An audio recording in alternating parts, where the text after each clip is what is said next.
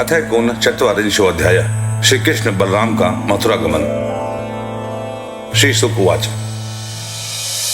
सा सा सा नि सा सा धा नि रे पा पा पा गा मा मा रे नि सा सा सा सा नि सा सा धा नि रे पा पा पा गा मा मा रे नि सा।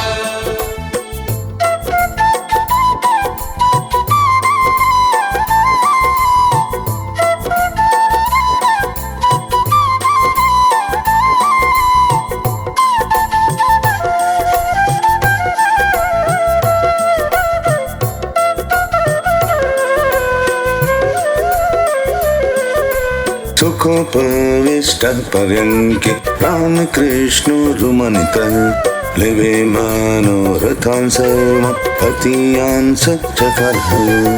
श्री सुखदेव जी कहते हैं, भगवान श्री कृष्ण और बलराम जी ने अक्रूर जी का भलीभांति सम्मान किया। वे आराम से पलंग पर बैठ गए। उन्होंने मार्ग में जो जो अभिलाषाएं की थी वे सब पूरी हो गईं। किम लभ्यं भगवति प्रसन्ने श्रीनिकेतने तथापि तत्परराजन् विवाञ्छन्ति किंचन। परीक्षित, लक्ष्मी के आश्रय स्थान भगवान श्री कृष्ण के पसंद होने पर ऐसी कौन सी वस्तु है जो प्राप्त नहीं हो सकती। फिर भी भगवान के प्रेमी भक्तजन किसी भी वस्तु की कामना नहीं करते। कायन्तनाशनं कृत्वा भगवान् देवकीसुतं सुहृत्सुवेत्तं कंसस्य पप्रच्छान्यचिकित्सितम्। देवकी नंदन भगवान श्री कृष्ण ने सायंकाल का भोजन करने के बाद अक्रूर जी के पास जाकर अपने स्वजन संबंधियों के साथ कंस के व्यवहार और उसके अगले कार्यक्रम के संबंध में पूछा। श्री भगवान उवाच ताति सौम्यगतः कचित् स्वागतं भद्रमस्तु अपि स्वज्ञातिबन्धूनां मनमेव मनमयम्। भगवान श्री कृष्ण ने कहा, चाचा जी आपका हृदय बड़ा शुद्ध है। आपको यात्रा में कोई कष्ट तो नहीं हुआ? स्वागत है, मैं आपकी मंगल कामना करता हूँ। मथुरा के हमारे आत्मीय सुहृद कुटुंबी तथा अन्य संबंधी सब सकुशल और स्वस्थ है न? किं कुशलं प्रेक्ष्य वेदमान कुलमये कंसे मातुलनाम्यं स्वानां नत्सत् प्रजसु च।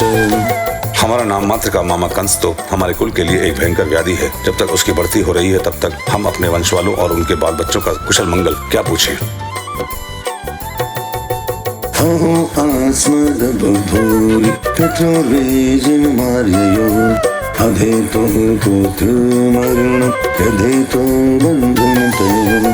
चाचा जी, हमारे लिए यह बड़े खेद की बात है कि मेरे ही कारण मेरे निरपराध सदाचारी माता पिता को अनेकों प्रकार की यातनाएं झेलनी पड़ी, तरह तरह के कष्ट उठाने पड़े। और तो क्या कहूँ, मेरे ही कारण उन्हें हथकड़ी बेड़ी से जकड़कर जेल में डाल दिया गया तथा मेरे ही कारण उनके बच्चे भी मार डाले गए।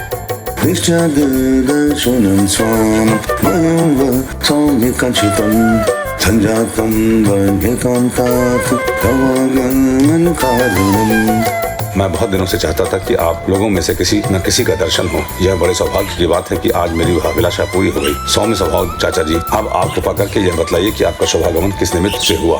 श्री शुक उवाच पृष्ठो भगवता सर्वं वर्णयामास माधवं वरानुबन्धं यदुषु वसुदेववधूद्यमम्। श्री सुखदेव जी कहते हैं, परीक्षित, जब भगवान श्री कृष्ण ने अक्रूर जी से इस प्रकार का प्रश्न किया तब उन्होंने बतलाया कि कंस ने सभी यदुवंशियों से घोर वैर ठान रखा है। वह वसुदेव जी को मार डालने का भी उद्यम कर चुका है। संदेशो यदर्थं उतः संप्रेषित स्वयं यदुक्तं नारदेनास्य स्वजन्मानकदुन्दुभे।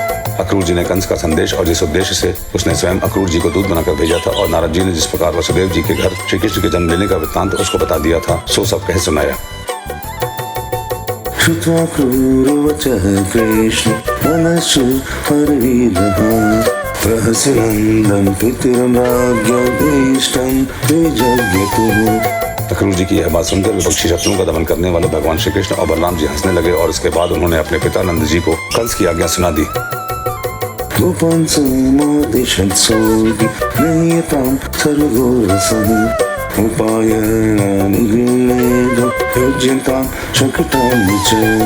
तब नंद बाबा ने सब गोपों को आज्ञा दी कि सारा गोरस एकत्र करो, भेंट की सामग्री ले लो और छकड़े जोड़ो।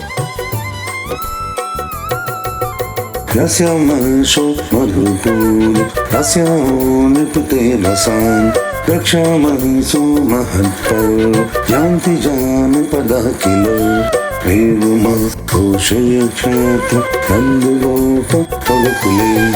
कल प्रातःकाल ही हम सब मथुरा की यात्रा करेंगे और वहाँ चलकर राजा कंस को गोरस देंगे। वहाँ एक बहुत बड़ा उत्सव हो रहा है, उसे देखने के लिए देश की सारी प्रजा इकट्ठी हो रही है। हम लोग भी उसे देखेंगे। नंद बाबा ने गांव के कोतवाल के द्वारा यह घोषणा सारे व्रज में करवा दी।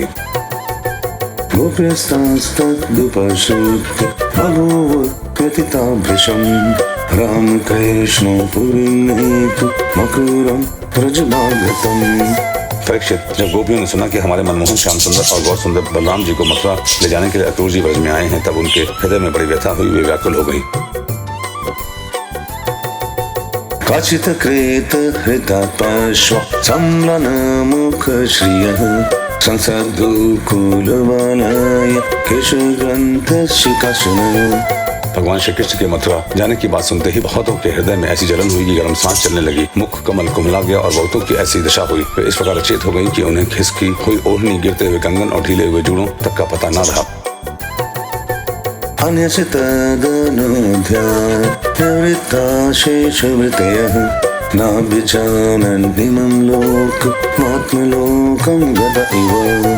भगवान के स्वरूप का ध्यान आते ही बहुत सी गोपियों की चित्त वृत्तियां सर्वथा निवृत्त हो गईं। मानो वे समाधिस्थ आत्मा में स्थित हो गईं और उन्हें अपने शरीर और संसार का कुछ ध्यान ही न रहा।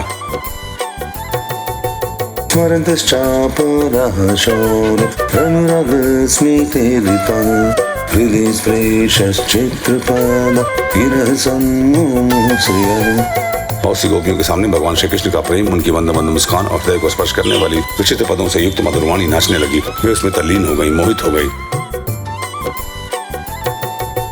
रतिं सुललितां चेष्टा स्निग्धहासा वलुखनं शोकपहादिनर्माणि हृदयामचरितानि च चिन्तयन्त्यो मुकुन्दस्य प्रीतवीरः कातरः समेतः संघर्षः प्रोचु रसमुख्योच्युताशया। गोपियां मन ही मन भगवान की लटकीली चाल, भाव भंगी, प्रेम भरी मुस्कान, चितवन सारे शोकों को मिटा देने वाली ठिठोलियां तथा उदारता भरी लीलाओं का चिंतन करने लगी और उनके विरह के भय से कातर हो गईं। उनका हृदय, उनका जीवन सब कुछ भगवान के प्रति समर्पित था। उनकी आंखों से आंसू बह रहे थे। वे झुंड की झुंड इकट्ठी होकर इस प्रकार कहने लगी। गोपिया उचो वेदातस्तव न क्वाचिदया संयोज्य मैत्र्या प्रणयेन देहिनः तांश्च कृतार्थान् वियुनक्ष्य पार्थकम् विक्रीडितं तैर्भक् चेष्टितं यथा। गोपियों ने कहा, धन्य हो विधाता, तुम सब कुछ विधान तो करते हो, परंतु तुम्हारे हृदय में दया का लेश भी नहीं है। पहले तो तुम सौहार्द और प्रेम से जगत के प्राणियों को एक दूसरे के साथ जोड़ देते हो, उन्हें आपस में एक कर देते हो, मिला देते हो, परंतु अभी उनकी आशा अभिलाषाएं पूरी भी नहीं हो पाती। वे तृप्त भी नहीं हो पाते कि तुम उन्हें व्यर्थ ही अलग अलग कर देते हो। सच है, तुम्हारा यह खिलवाड़ बच्चों के खेल की तरह व्यर्थ ही है।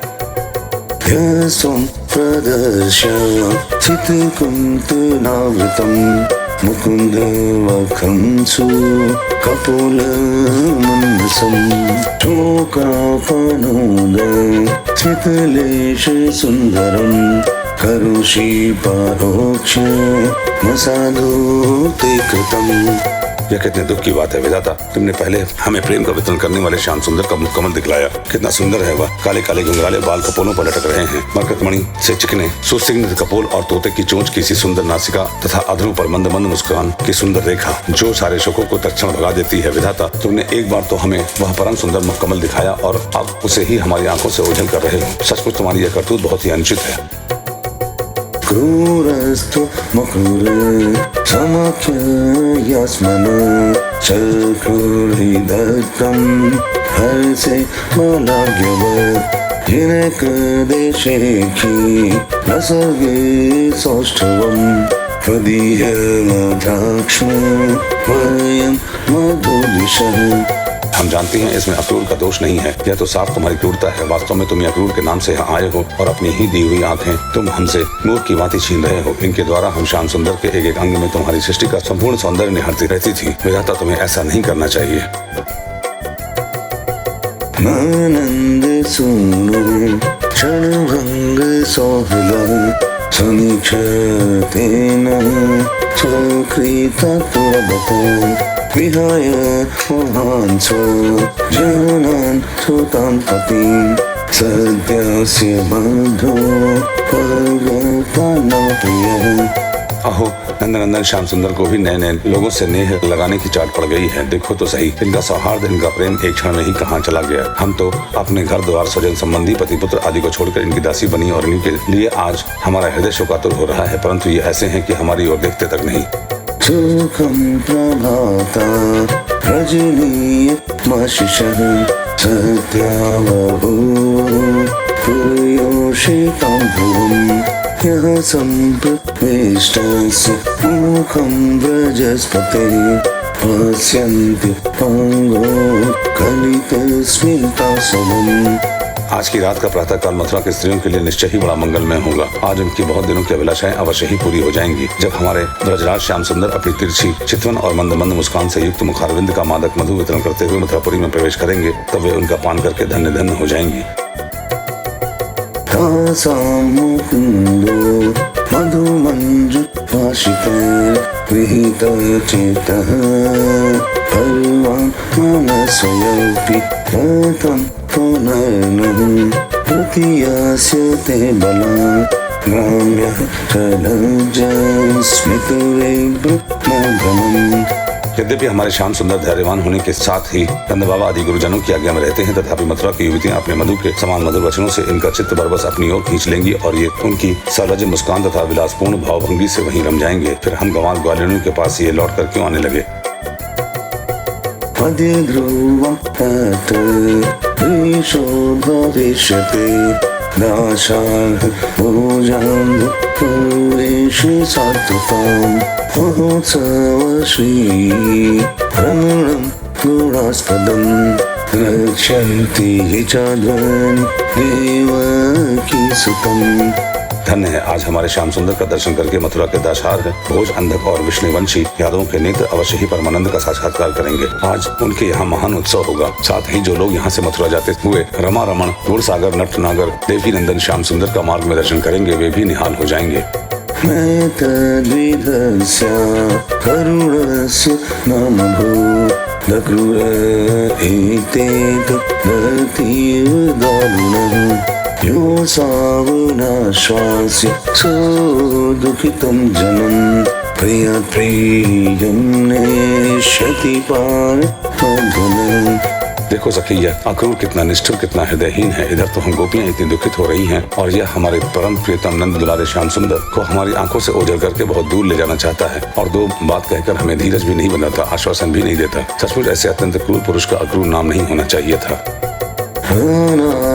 धीरेषु समास्थितो रथं तमन्वामि च परयन्ति दुर्मदः गोपानोभिः सवीररूपेक्षितं दैवं च नोद्य प्रतिकूलमिहते।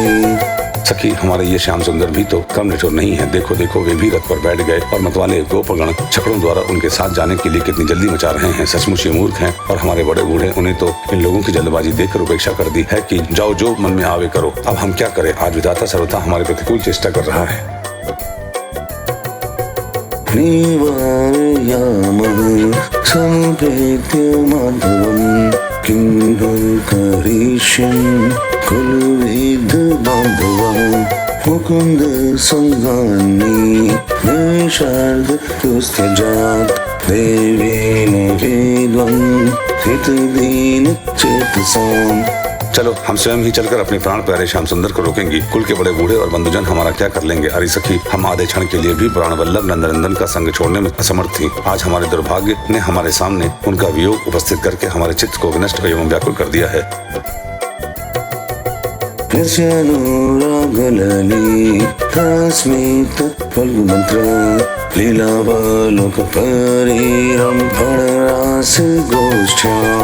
नितस्मनः क्षणमेव प्रणदाविनातं गोप्यः कथं नाति परिमतं दुरन्तम्। सखियों, जिनकी प्रेम भरी मनोहर मुस्कान, रहस्य की मीठी मीठी बातें, विलासपूर्ण चितवन और प्रेमालिंगन से हमने रासलीला की वे रात्रियां जो बहुत विशाल थी, एक क्षण के समान बिता दी थी, अब भला उनके बिना हम उन्हीं की दी हुई अपार विरह व्यथा का पार कैसे पावेंगे।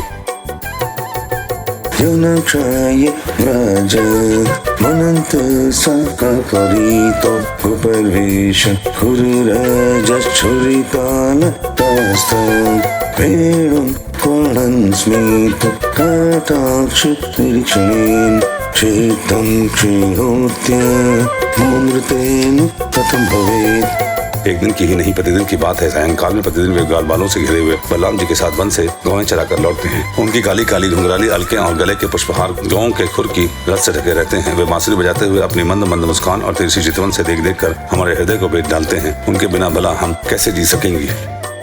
श्री शुक वाच एवं ब्रुवाण वीर हातुर भीषण रजश्री यह कृष्ण विषक्त मनसा विसृज्यलज्जां हृदु स्म सुस्वरं गोविन्द दामोदर माधवेति।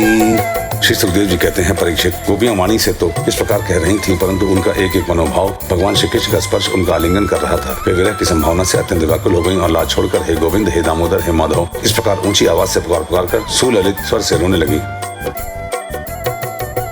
तृणमेव रुदन्तिना मुदिते सर्वे तर्यथ अक्रूरश्चोदीयमास कृतमैत्रादिको रथम्। गोपियां इस प्रकार रो रही थीं। रोते रोते सारी रात बीत गई। सूर्योदय हुआ। अक्रूर जी संध्या वंदन आदि नित्य कर्मों से निवृत्त होकर रथ पर सवार हुए और उसे हाथ ले चले। गोपसुमन्व सजन्तु नन्द्याद्यशकृतस्ततः आदाय पायदम्भूरि कुम्भाङ्गूर ससंभृताम्। नंद बाबा आदि गोपों ने भी दूध, दही, मक्खन, घी आदि से भरे हुए मटके और भेंट की बहुत सी सामग्रियां ले ली तथा वे छकड़ों पर चढ़कर उनके पीछे पीछे चले। गोप्यश्रुदयितं कृष्ण मनोव्रजनुरञ्जितं प्रत्यादेश भगवत् काञ्चन्त्यश्च व्रतशिवे। इसी समय अनुराग के रंग में रंगी हुई गोपियां अपने प्राण प्यारे श्री कृष्ण के पास गईं और उनकी चितवन मुस्कान आदि निरख कर कुछ कुछ सुखी हुई। अब वे अपने प्रियतम स्वयं सुंदर से कुछ संदेश पाने की आकांक्षा से वहीं खड़ी हो गईं।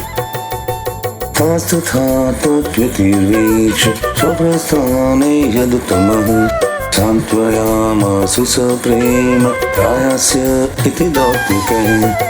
यदुवंश शिरोमणि भगवान श्री कृष्ण ने देखा कि मेरे मथुरा जाने से गोपियों के हृदय में बड़ी जलन हो रही है, वे संतप्त हो रही हैं, तब उन्होंने दूत के द्वारा मैं आऊंगा यह प्रेम संदेश भेजकर उन्हें धीरज बंधाया। यावदालक्ष्यते केतु यावद्रेमवथस्य च अनुपसापितात्मानं विख्यानीमुपलक्षितः। गोपियों को जब तक रथ की ध्वजा और पहियों से उड़ती हुई धूल दिखती रही तब तक उनके शरीर चित्रलिखित से वहीं ज्यों के त्यों खड़े रहे, परंतु उन्होंने अपना चित्त तो मनमोहन प्राणवल्लभ श्री कृष्ण के साथ ही भेज दिया था। निराशा निवृत्तो गोविंद वेणुवर्तने विशोकाहनुमन्त्य प्रियचेष्टितम्। अभी उनके मन में आशा थी कि शायद श्री कृष्ण कुछ दूर जाकर लौट आएं, परंतु जब नहीं लौटे तब वे निराश हो गईं और अपने अपने घर में चली आईं। परीक्षित, वे रात दिन अपने प्यारे श्याम सुंदर की लीलाओं का गान करती रहीं और इस प्रकार अपने शोक संताप को हल्का करती। भगवानपि सम्प्राप्तो रामक्रूरयतो नृप रतिन वायुवेगेन कलिन्दीमग्नशुनीम्। परीक्षित, इधर भगवान श्री कृष्ण भी बलराम जी और अक्रूर जी के साथ वायु के समान वेग वाले रथ पर सवार होकर पापनाशनी यमुना जी के किनारे जा पहुंचे। तत्रोपस्पृश्य पानीयं पीत्वावेष्टं मणिप्रभं वृक्षशण्डमुपरज्य धनमुरथमाविशत्। वहाँ उन लोगों ने हाथ मुंह धोकर यमुना जी का मरकत मणि के समान नीला और अमृत के समान मीठा जल पिया। इसके बाद बलराम जी के साथ भगवान वृक्षों के झुरमुट में खड़े रथ पर सवार हो गए। अक्रूरस्तावुपमन्त्य निवेश्य च रथपरि कालिन्द्या हृदमागत्य धनमे दिवदाचरत्। अक्रूर जी ने दोनों भाइयों को रथ पर बैठाकर उनसे आज्ञा ली और यमुना जी के कुंड पर आकर वे विधि पूर्वक स्नान करने लगे। तस्मिन् सलीले जपन् ब्रह्म सनातनम् तावेव ददृशे क्रूर रामकृष्णो समन्वितो। उस कुंड में स्नान करने के बाद वे जल में डुबकी लगाकर गायत्री का जप करने लगे। उसी समय जल के भीतर अक्रूर जी ने देखा कि श्री कृष्ण और बलराम दोनों भाई एक साथ ही बैठे हुए हैं। तौरथस्थौ कथमीव सुतावानक दुन्दुभे तर्हि स्वे स्यन्दनेन स्तप्तिमञ्ज्य व्यचष्टुषः। अब उनके मन में यह शंका हुई कि वसुदेव जी के पुत्रों को तो मैं रथ पर बैठा आया हूँ, अब वे यहाँ जल में कैसे आ गए? जब यहाँ हैं तो शायद रथ पर नहीं होंगे। ऐसा सोचकर उन्होंने सिर बाहर निकाल कर देखा। तत्रोऽपि च यथा पूर्वमसिनो पुनरेव सः यमजत् दर्शनं यन्मृषाकिं सलिले तयोः। वे उस रथ पर भी पूर्ववत बैठे हुए थे। उन्होंने यह सोचकर कि मैंने उन्हें जो जल में देखा था वह भ्रम ही रहा होगा, फिर डुबकी लगाई। भूयसत्रापि सोद्राक्षि त्वयमानमहेश्वरं सिद्धचारणगन्धर्वरसुरनतकन्धरः। परंतु फिर उन्होंने वहां भी देखा कि साक्षात अनंतदेव श्री शेष जी विराजमान हैं और सिद्ध चारण गंधर्व और असुर अपने अपने सिर झुकाकर उनकी स्तुति कर रहे हैं। सहस्रशीर संदेव सहस्रफणमालिनं नीलम्बरं वेशश्वेतं शृंगश्वेतमिव स्थितम्। शेष जी के 1000 सिर हैं और प्रत्येक फण पर मुकुट सुशोभित है। कमलनाग के समान उज्ज्वल शरीर पर नीलांबर धारण किए हुए हैं और उनकी ऐसी शोभा हो रही है मानो सहस्र शिखरों से युक्त श्वेतगिरी कैलाश शोभायमान हो। तस्योत्संगि घनश्याम पीतकोशयवाससं पुरुषं चतुर्भुजं शान्तं प्रज्ञापतरुणेक्षणम्। अक्रूर जी ने देखा कि शेष जी की गोद में श्याम मेघ के समान घनश्याम विराजमान हो रहे हैं। वे रेशमी पीतांबर पहने हुए हैं। बड़ी ही शांत चतुर्भुज मूर्ति है और कमल के रक्तदल के समान रत्नारे नेत्र हैं। चारु प्रसन्न वदनं चारुहासु निरीक्षणं सभ्रून्नासं चारुकर्णं सुखपोलारुणाधरम्। उनका बदन बड़ा ही मनोहर और प्रसन्नता का सदन है। उनका मधुर हास्य और चारु चित्रम चित्त को चुरा लेती है। भौहें सुंदर और नासिका तनिक ऊंची और बड़ी ही सुगढ़ है। सुंदर कान कपोल और लाल लाल अधरों की छटा निराली ही है। प्रलम्बोऽपिवरभुज पुंगांसोरस्तनश्रियं कम्बुकण्ठं हिमनाभि फलिमतल्यलोलम्। बाहें घुटनों तक लंबी और हृष्टपुष्ट हैं। कंधे ऊंचे और वक्षस्थल लक्ष्मी जी का आश्रय स्थान है। शंख के समान उतार चढ़ाव वाला सुडौल गला, गहरी नाभि और त्रिवली युक्त उदर पीपल के पत्ते के समान शोभायमान है।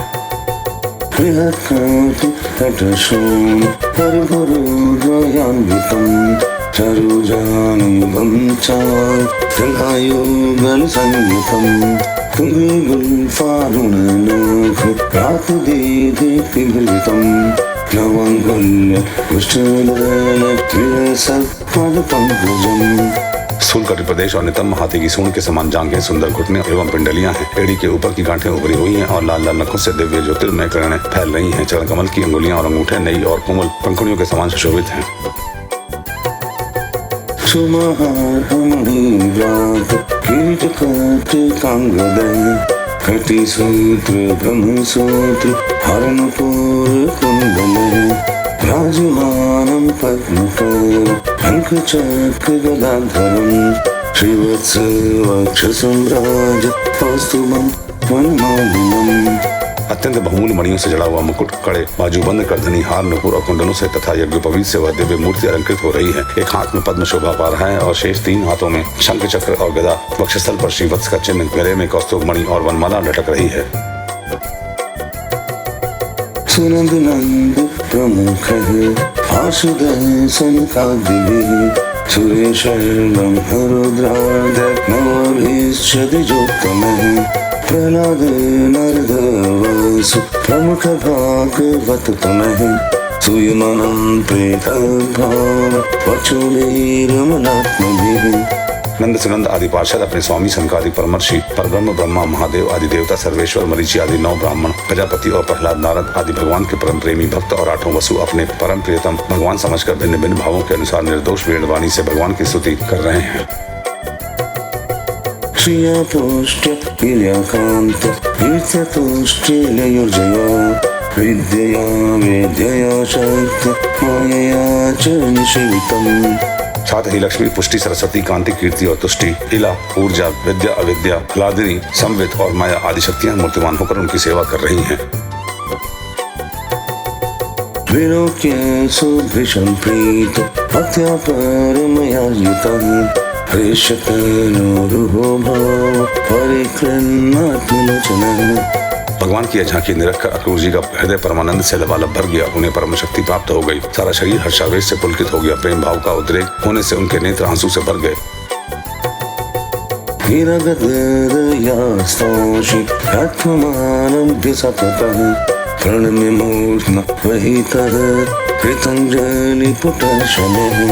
अब अक्रूर जी ने अपना साहस बटोरकर भगवान के चरणों में सिर रखकर प्रणाम किया और वे उसके बाद हाथ जोड़कर बड़ी सावधानी से धीरे धीरे गदगद स्वर से भगवान की स्तुति करने लगे।